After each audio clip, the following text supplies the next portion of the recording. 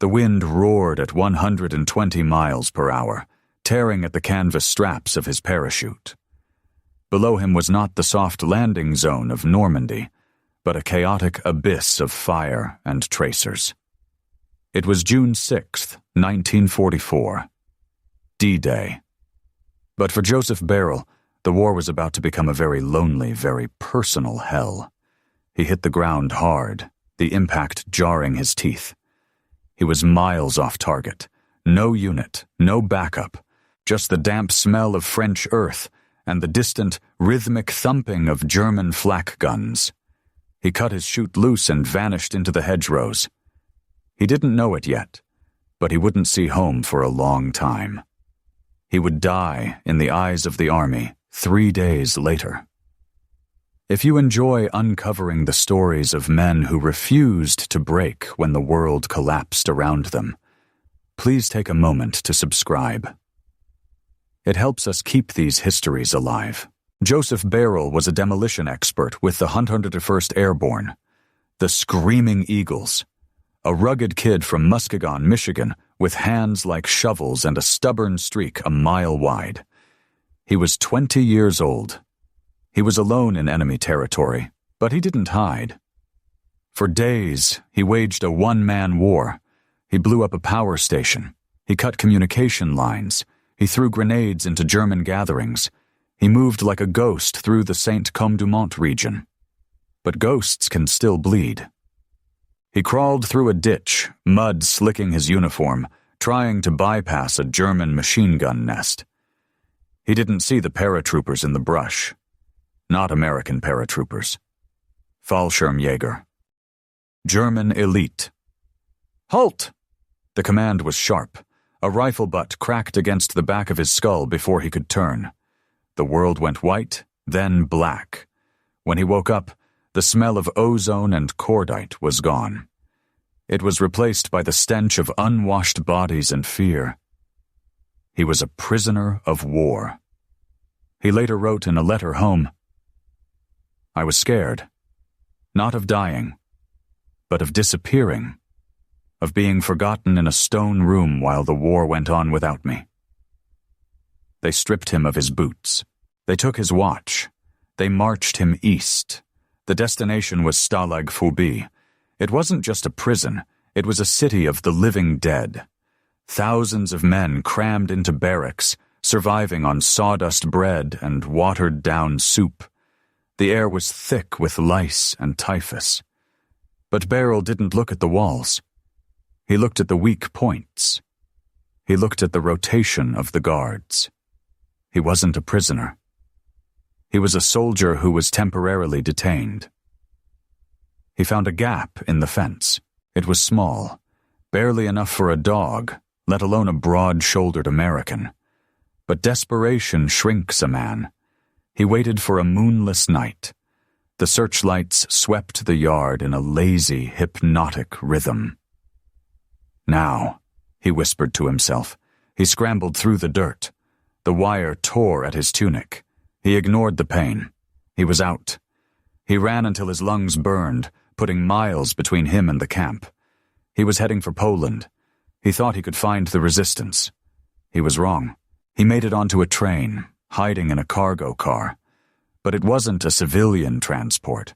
It was filled with German soldiers. He was discovered within hours.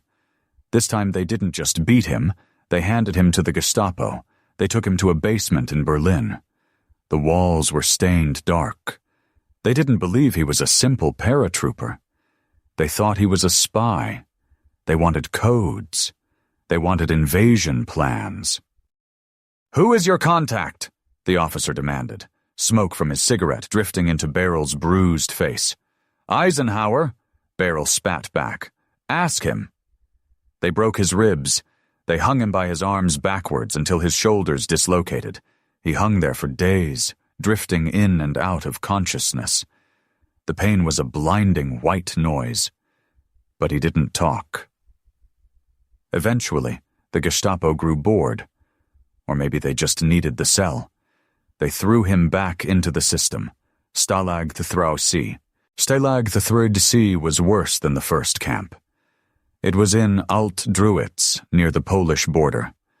The cold was a physical weight. It settled in the marrow of his bones. Men froze to death in their sleep, their bodies stiff as lumber by roll call. Beyrle looked at the frozen ground. He looked at the high fences topped with razor wire. He decided he would rather die running than die shivering. He began to hoard sugar. He traded his meager rations for cigarettes, and cigarettes for information. He found 2 other Americans crazy enough to listen. They rolled dice for who would go first. They didn't cut the wire this time. They went under it. They dug with spoons. They dug with bowls. They moved the dirt by the handful, hiding it in their pockets and scattering it in the yard during exercise. It took weeks. The tunnel was narrow, suffocating, and smelled of rot. On a Tuesday night, they went for it. Beyrle crawled into the darkness. The earth pressed down on him. He could hear his own heart hammering against his ribs, loud enough, he feared, to alert the guards. He broke the surface on the other side. The air tasted like snow and freedom. They ran toward the forest, but the alarm sounded too soon. Sirens wailed, cutting through the silence of the night. Dogs began to bark, a deep, guttural sound that chilled the blood. "Split up," Beyrle yelled. It was the last time he saw them. Gunfire erupted behind him. He heard screams. He didn't stop. He ran until he hit a stream and waded in to kill his scent. He hid in a barn, burying himself in hay. He stayed there for 3 days. He wrote later, "I could hear the dogs. Every time a twig snapped, I thought it was the end. I prayed for a weapon. Any weapon." He was caught by a farmer. The man didn't have a gun, but he had a pitchfork and a whistle. The local militia arrived within minutes. Beyrle was dragged back to Stalag 3C. The commandant was furious. He stood over Beyrle, who was kneeling in the mud, bleeding and exhausted. "You cannot escape the Reich," the commandant sneered. "Next time, we shoot." Beyrle looked up. His eye was swollen shut. He grinned, a bloody, broken expression. "There won't be a next time," Beyrle said. "Not for you." He spent a month in solitary confinement, a box too small to stand in, too short to lie down in. He hallucinated. He saw his mother baking bread. He saw the invasion fleet. He saw his own funeral. But he didn't break. He planned. January 1945. The war was turning. The deep rumble of artillery could be heard from the east. The Red Army was coming. The guards were nervous. The discipline in the camp was fraying. This was it. The 3rd time. Beyrle didn't dig a tunnel. He didn't cut a fence. He waited for chaos. A mock air raid drill threw the camp into confusion. In the swirl of movement, Beyrle and his new conspirators made their move. They scrambled up the guard tower blind spot. It was a suicide run. If the guard turned, they were dead. He hit the wire. It sliced his hands. He vaulted over. He hit the snow and rolled. He expected the bullet. It didn't come. He scrambled into the tree line, his breath tearing at his throat. He was free, again. But this time, he didn't run west toward the Americans. He ran east, toward the sound of the guns, toward the explosions. He walked for weeks. He ate roots and frozen turnips. He slept in destroyed bunkers. The temperature dropped to 20 below zero. He could hear the battle getting louder, a constant rolling thunder. Then, one morning, he saw them. Tanks. Hulking green beasts with red stars painted on the turrets. T-34s. A Soviet tank battalion. They were refueling in a clearing. Soldiers in padded jackets were smoking, laughing, cleaning their weapons.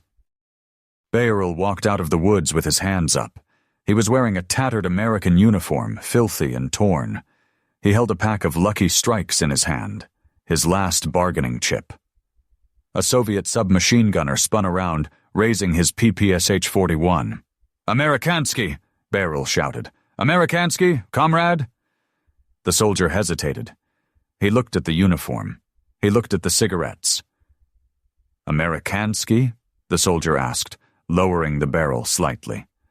"Yes, me, American." Beyrle pointed to the star on the tank, then to himself. "Bing Crosby, Coca-Cola, Roosevelt." The soldiers laughed. They grabbed him, not in arrest, but in a bear hug. They dragged him to the commander. The hatch of the lead tank opened. A woman climbed out. Major Alexandra Samusenko. She was the commander of the tank battalion. She looked at this ragged, starving American boy. "Give him a gun," she ordered in Russian. They gave him a PPS-41 submachine gun. They gave him vodka. They gave him a seat on the back of a Sherman tank. Ironically, an American tank sent to Russia via Lend-Lease. Joseph Beyrle didn't go home. He went to war. For the next month, he fought with the Red Army. He was an American paratrooper riding a Soviet tank into the heart of Germany. He freed the very camp he had escaped from. He watched the guards who had tortured him surrender to the Russians. He didn't shoot them. He just watched. The justice was in the victory. He fought in the Battle of Berlin. He saw the collapse of the Third Reich from the turret of a tank. But luck runs out. During a Stuka dive bomber attack, the tank he was riding on took a direct hit. Beyrle was blown off the back. Shrapnel tore into his leg and groin. He woke up in a Soviet field hospital in Poland. Marshal General Zhukov, the legendary Soviet commander, visited the hospital. He was curious about the American who fought with his men. He stood by Beyrle's bed. "What do you want?" Zhukov asked through a translator. "You have fought well." "I want to go home," Beyrle whispered. "I just want to go home." Zhukov signed the papers himself. Joseph Beyrle returned to Michigan. He walked into his parents' house in Muskegon. His mother fainted. They had held a funeral for him months ago.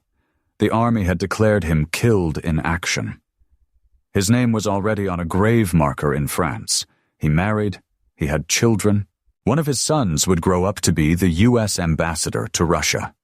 According to official U.S. Army records, Joseph Beyrle is the only soldier in history to have served in combat with both the United States Army and the Soviet Red Army in World War II. War creates heroes, but mostly it creates survivors. Joseph Beyrle was the ultimate survivor. He escaped the cage 3 times, not to run away from the fight, but to find a way to finish it. He died in his sleep in 2004, surrounded by family. But somewhere in the history books, amidst the smoke and the snow of the Eastern Front, a lone American is still riding a tank, smiling, finally free.